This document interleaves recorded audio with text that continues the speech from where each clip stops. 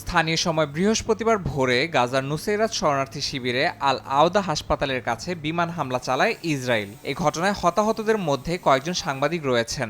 Al Jazeera জানায়, আল কুদস today চ্যানেলের সাংবাদিকদের সম্প্রচার ভ্যানটি ইসরায়েলি হামলার শিকার হয়।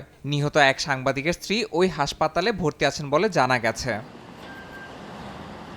হামলার পাশাপাশি বুধবার পশ্চিম তীরে ২৫ ফিলিস্তিনিকে আটক করে নেতানিয়াহুর সেনারা। একই দিনে দক্ষিণ এবং মধ্য গাজায় সুড়ঙ্গ ধ্বংস করার ভিডিও প্রকাশ করে ইসরায়েলের সামরিক বাহিনী। এদিকে চরম ঠান্ডায় শরণার্থী শিবিরে বসবাসরত ৩ শিশুর মৃত্যু হয়েছে।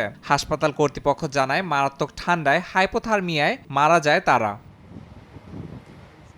যুদ্ধবিরতি নিয়ে হামাস এবং ইসরায়েলের মধ্যে আলোচনা শুরু হলেও তা আবারও ব্যর্থ হয়েছে। দুই পক্ষই একে অপরকে পাল্টাপাল্টি দোষারোপে ব্যস্ত। যদিও ইসরায়েলের বিরোধী দলীয় নেতার দাবি, গাজায় যুদ্ধের অবসান কিংবা যুদ্ধবিরতি চান না নেতানিয়াহু।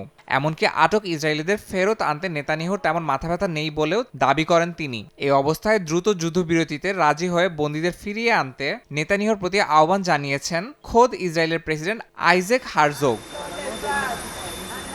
বন্দীদের ফিরিয়ে আনতে মাঠে নেমেছেন সাধারণ ইসরায়েলিরাও। সাদা পোশাক পরে তারা রাজপথে বিক্ষোভ করেন, যদিও নিরাপত্তার কারণে তাদের সরে যেতে বাধ্য করে পুলিশ। ইয়াসিন মোহাম্মদ জিসান, সময় সংবাদ।